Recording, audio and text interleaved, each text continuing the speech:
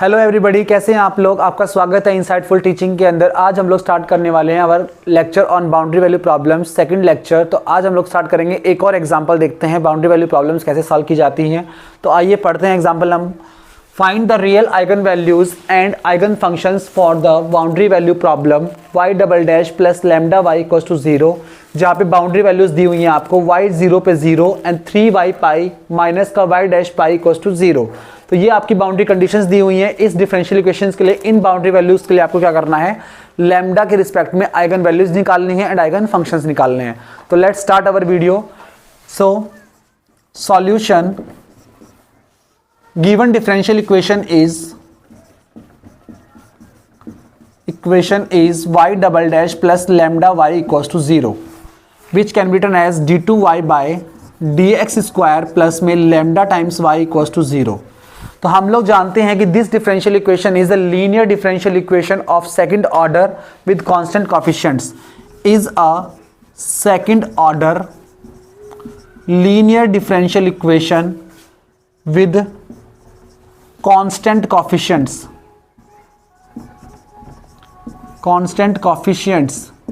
so let d by dx equals to d, which implies, equation कैसे बदल जाएगी अगर d by dx मान लिया तो हम लोगों ने d स्क्वायर प्लस में lambda times of y equals to 0। अब इसका सॉल्यूशन कैसे निकालते हैं हम लोग, ऑक्सिलरी इक्वेशन मान करके। Now auxiliary equation will be, क्या बन जाएगा हमारे पास, m square plus lambda equals to 0। Now इस डिफरेंशियल इक्वेशन के रिस्पेक्ट में हम लोग लैम्डा की अलग अलग वैल्यूज कंसीडर करेंगे और उसको सॉल्यूशंस करेंगे। तो पहले हम लोग मान लेते हैं केस नंबर फर्स्ट हमारे पास क्या है, इफ लैम्डा इक्वल्स टू 0। अगर लैम्डा 0 हुआ तो ये डिफरेंशियल इक्वेशन कितनी बन जाएगी हमारे पास, this equation will become m square equals to 0, which implies m equals to 0, 0। तो both roots are real and equal. तो यहाँ से हमारे पास सॉल्यूशन कैसा बनेगा, c1 प्लस में c2 टाइम्स ऑफ x। ये हमारे पास क्या बन जाएगा इसका सॉल्यूशन। अब इस सॉल्यूशन पे हम लोग क्या करेंगे, बाउंड्री वैल्यू प्रॉब्लम अप्लाई करेंगे। तो बाउंड्री वैल्यू प्रॉब्लम से हम देख रहे हैं कि डेरिवेटिव दिया हुआ है, तो इससे हम लोग क्या करेंगे, डिफरेंशियल इक्वेशन को पहले ही इस सॉल्यूशन को हम लोग डिफरेंशिएट कर लेते हैं। तो क्या मिलेगा आपको, c2 टाइम्स ऑफ x। अब इसके ऊपर हमें क्या लगानी है, बाउंड्री वैल्यू प्रॉब्लम। तो बाउंड्रीज लगा देते हैं इसके ऊपर। तो now we will apply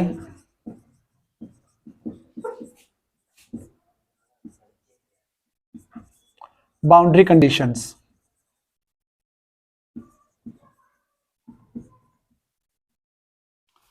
which implies we have y of 0 equals to 0, which implies y of x equals to c1 plus में c2 times of x।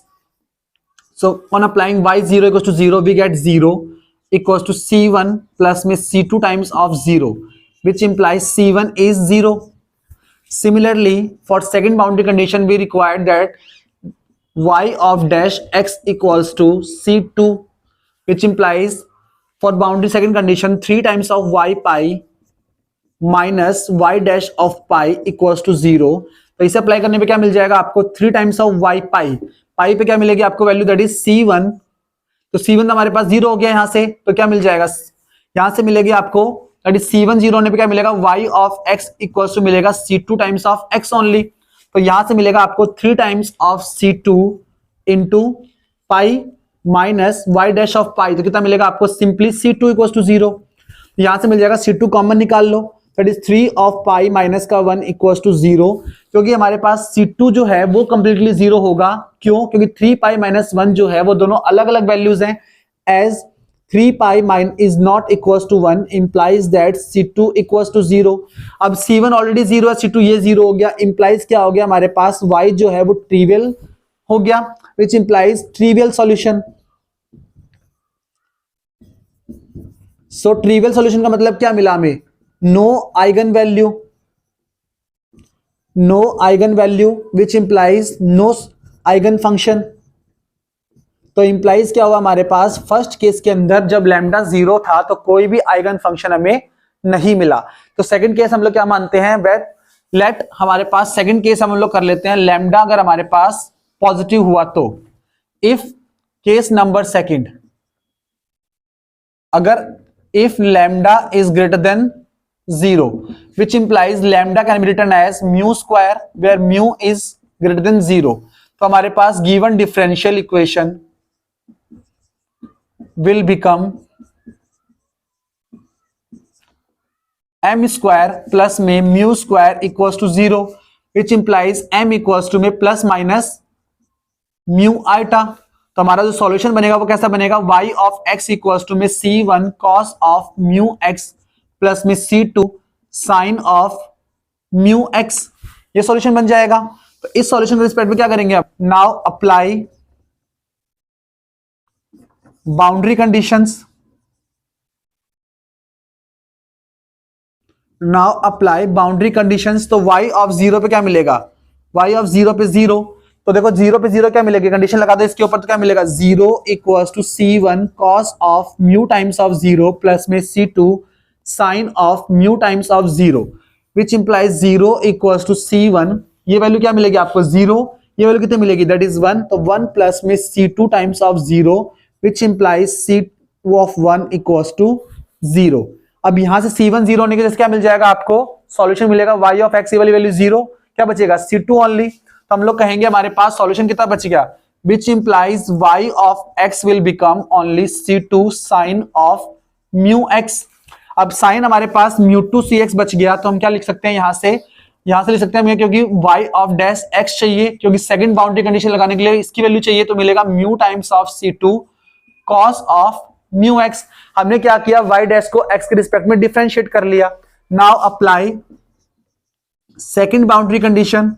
तो सेकंड बाउंड्री कंडीशन क्या मिलेगी हमें, 3 times of y of pi minus y dash of pi equals to 0, which implies क्या मिला आपको यहां से 3 times of y pi. Pi पे वैल्यू कितनी मिलेगी आपको c2 sine of mu pi minus times of mu times of c2 cos of mu pi equals to 0. अब दोनों में से क्या कर लेते हैं हम लोग, cos c2 को कॉमन निकाल लेते हैं. c2 कॉमन निकाल तो क्या मिला, c2 sine of mu pi minus mu times of cos of mu pi equals to 0. अब यहां क्या कैसे हमारे पास दो केस बन सकते हैं कि या तो c2 0 हो जाए या फिर ये वाली वैल्यू 0 हो जाए, कि तभी 0 मिलेगा. अगर c2 0 हुआ तो हम क्या करते हैं, देखो चलो चेक करते हैं. इफ c2 इक्वल्स टू 0 और c1 हमारे पास ऑलरेडी 0 है, तो क्या मिल जाएगा, y हमारे पास आइडेंटिकली 0 हुआ. आइडेंटिकली 0 मतलब ट्रिवियल सॉल्यूशन मतलब हमारे पास नो आइगन वैल्यूज नहीं मिली. तो इंप्लाइज क्या करेंगे, c2 को दूसरा केस लेंगे हम लोग, नॉट इक्वल टू 0. तो क्या मिल जाएगा, दूसरा केस हम लोग c2 को नॉट लेने पर ये वाली वैल्यू 0 हो गई. This value is 0, that is sine of mu pi minus का mu times of cos of mu pi equals to 0. अब इसे रिजॉल्व कर लेते हैं हम लोग इजी वे में. तो क्या मिल जाएगा आपको, इसे रिजॉल्व करने पे मिलेगी, that is tan of mu pi equals to में 3 टाइम अपॉन में म्यू, क्योंकि देखो ये वैल्यू सॉरी म्यू अपॉन में 3, क्योंकि देखो इसको अगर हम लोग डिवाइड कर दे cos का और म्यू को ले जाए उधर और 3 का डिवाइड कर दे तो क्या बन जाएगा आपका tan of mu pi equals to mu by 3. तो यहां से हम कह रहे हैं कि which is a transcendental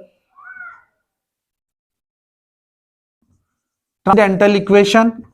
so roots of this equation can be find out by graphical method. तो हम क्या करते हैं, इसका रूट्स कैसे निकाल लेते हैं, ग्राफिकल मेथड से निकालते हैं. अब ग्राफिकल मेथड क्या करता है कि हम लोग इस कर्व को दोनों को अलग अलग कर्व्स को ग्राफ प्लॉट करेंगे. अब क्योंकि इस दोनों कर्व्स हमारे पास इक्वल हैं, तो जो पॉइंट्स इंटरसेक्शन पॉइंट्स होंगे दोनों कर्व्स के, जो पॉइंट्स हमारे पास दोनों कर्व्स के इंटरसेक्टिंग पॉइंट होंगे, वो पॉइंट्स हमारे पास बन जाएंगे इस ट्रांसेंडेंटल इक्वेशन के रूट्स. तो हम लोग देखते हैं tan ऑफ म्यू पाई जो हमारे पास है उसका कर्व कैसे बनेगा, इस तरीके से कर्व बनेगा tan ऑफ म्यू पाई का. तो हम लोग कहते हैं कि tan of mu pi curve बन गया इस तरीके से. तो हमने बनाया ये tan ऑफ म्यू पाई. अब ये बन गया हमारे पास, this is tan of mu pi, जहां पे म्यू हमारे पास है ये. अब सिमिलरली दूसरा वाला कर्व कौन सा है, mu by 3, that is a straight line. तो स्ट्रेट लाइन हमारे पास किससे जाएगी, ओरिजिन से जाने वाली स्ट्रेट लाइन है. तो ये हमने बना लिया। तो यहाँ पे रूट्स कौन से बने आपके पास, दोनों इंटरसेक्ट करने वाले पॉइंट्स, ये सारे पॉइंट्स हमारे पास बोथ कर्व के इंटरसेक्टिंग पॉइंट्स हैं। तो हमने कहा कि हमारे पास क्योंकि लैम्डा जो है, म्यू जो है हमारे पास, वो हमने ग्रेटर देन 0 कंसिडर किया हुआ है, तो हम कह सकते हैं कि इन रूट्स को जो 0 या फिर जो नेगेटिव रूट्स हैं उन रूट्स को हम लोग कंसिडर नहीं करेंगे, पॉजिटिव रूट्स को हम लोग कंसिडर करेंगे। पॉजिटिव रूट्स को कंसिडर करने पे क्या मिलेगा आपको, μ1 μ2 μ3 μ4, मतलब कि इन सभी रूट्स को अगर हम लोग μ1 μ2 μ3 बोलें तो हमारे पास कितने रूट्स हैं, इस तरीके से हमारे पास इनफाइनाइट रूट्स मिल जाएंगे। तो हम लोग कहेंगे equation have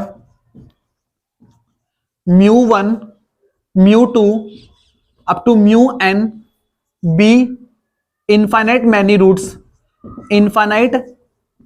roots which implies where infinite many positive roots, लिख सकते हो आप लोग positive roots तो हमारे पास mu equals to mu n where n belongs to natural numbers, ये रूट्स हो गए।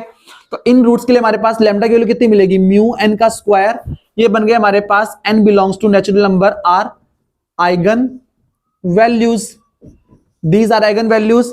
एंड इन आइगन वैल्यूज के रिस्पेक्ट में क्या मिलेगा, y equals to c2 sine of mu n into x are eigen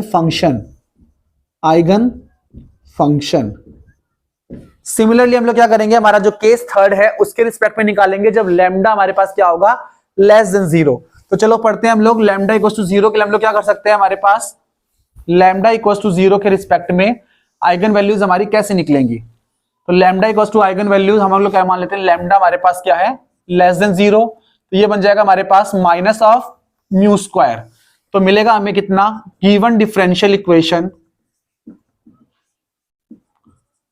will become, कितनी बन जाएगी हमारे पास, m square minus mu square equals to 0, which implies m square equals to plus का mu square implies m equals to में plus minus का mu, क्योंकि दोनों रूट्स हमारे पास रियल हैं। तो सॉल्यूशन कैसे दिया जाएगा, y equals to c1 cos of hyperbolic mu x plus में c2 sine of hyperbolic mu x, इस तरह सॉल्यूशन दिया जाएगा। So now apply boundary conditions. तो क्या मिल जाएगा आपको, यहां से पहली बाउंड्री कंडीशन क्या है, y 0 पे 0, तो लगा दो यहां पे y 0 पे क्या मिलेगा, 0 दिया हुआ है तो this is 0, this will become c1 cos of hyperbolic mu times of 0 plus में c2 sine of hyperbolic mu times of 0, क्योंकि साइन ऑफ हाइपरबॉलिक 0 की वैल्यू कितनी होगी, 0, तो ये वाली वैल्यू हमारे पास क्या हो जाएगी 0, और cos of hyperbolic mu into 0 that is of hyperbolic 0, cos of hyperbolic value 0 की वैल्यू कितनी होती है, cos हाइपरबॉलिक 0 की वैल्यू होती है 1, तो इसकी वैल्यू जाएगी 1 that is 0 into c1 into 1, which implies c1 क्या हो गया हमारे पास 0 हो गया। c1 0 पे हमारे पास ये सॉल्यूशन था वो कितना बदल जाएगा, ये सॉल्यूशन बन जाएगा हमारे पास, this solution will become y of x equals to c2 sine of hyperbolic mu x। अब ये सॉल्यूशन बन गया हमारे पास इतना। अब इसके लगा देंगे हम लोग सेकंड बाउंड्री कंडीशन। तो सेकंड बाउंड्री कंडीशन के लिए क्या चाहिए, y डैश, तो हम लोग लिख लेते हैं y dash of x equals to mu times c2 cos of hyperbolic mu x, ये इसे डिफरेंशिएट करने में मिल जाएगा। तो लगा दो second boundary condition, now apply second boundary condition. तो वो कौन सी हमारे पास, 3 times of y of pi minus का y dash of pi equals to 0, तो अप्लाई कर दो, that is 3 times of c2 sine of hyperbolic mu times of pi minus mu times of c2 cos of hyperbolic mu times of pi equals to 0। तो दोनों तरफ common निकाल लो c2, तो क्या मिलेगा 3 times of sine hyperbolic mu pi minus mu times of cos hyperbolic mu pi equals to 0। अब दो फिर से वही दो केसेस बन जाएंगे, तो c2 हमारे पास 0 होगा या ये वाली वैल्यू 0 होगी। तो पहले मान लेते हैं इफ c2 हमारे पास 0 हुआ तो क्या मिलेगा, इफ c2 0 और c1 हमारे पास ऑलरेडी 0 है, इंप्लाइज क्या मिलेगा, y is trivially 0, which implies क्या मिल गया, ट्रिवियल सॉल्यूशन। तो ट्रिवियल सॉल्यूशन मतलब क्या मिला आपको, no eigen values,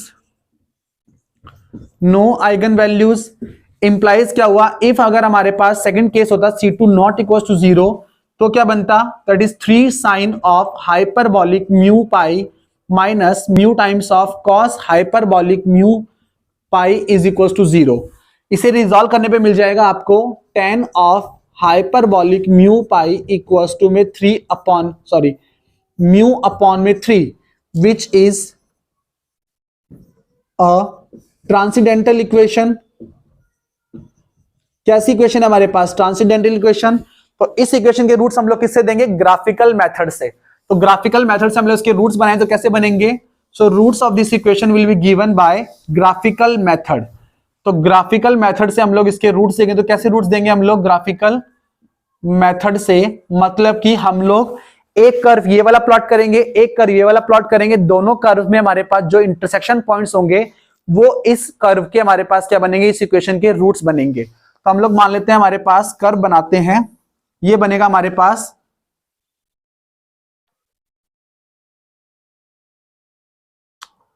sorry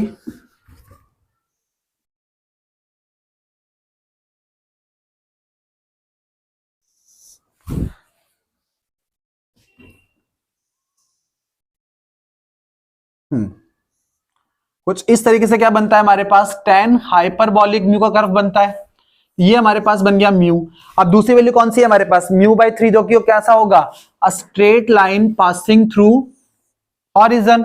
a straight line passing through origin मतलब कि एक तो ये इंटरसेक्शन पॉइंट हो गया, एक इंटरसेक्शन पॉइंट ये हुआ और एक ये बना। लेकिन हमारी कंडीशन जो है उसमें क्या लिया हुआ हम लोगों ने, म्यू को ग्रेटर देन 0, मतलब कि ये वाला इंटरसेक्शन पॉइंट और ये वाला इंटरसेक्शन पॉइंट तो कंसीडर नहीं किए जाएंगे। इंटरसेक्शन पॉइंट कौन सा होगा, सिर्फ और सिर्फ ये होगा।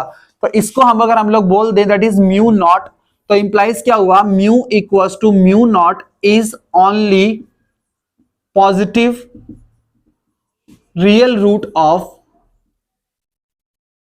Of given equation which implies lambda equals to mu naught का square is eigen value, which implies y equals to में C2 sine of mu naught x is eigen function. तो इस तरीके से हम लोग क्या कर लेंगे, हमारे पास y की lambda equals to 0, lambda equals to positive values, lambda equals to negative values, तीनों के रिजेंबल हम लोगों ने हमारे गिवन बाउंड्री वैल्यू प्रॉब्लम्स के लिए आइगन वैल्यूज निकाली और आइगन फंक्शंस निकाले। नेक्स्ट लेक्चर के अंदर हम लोग आगे और कुछ एग्जांपल्स करेंगे और स्टर्म लियोनी प्रॉब्लम्स को देखेंगे। तो stay tune with me, thank you.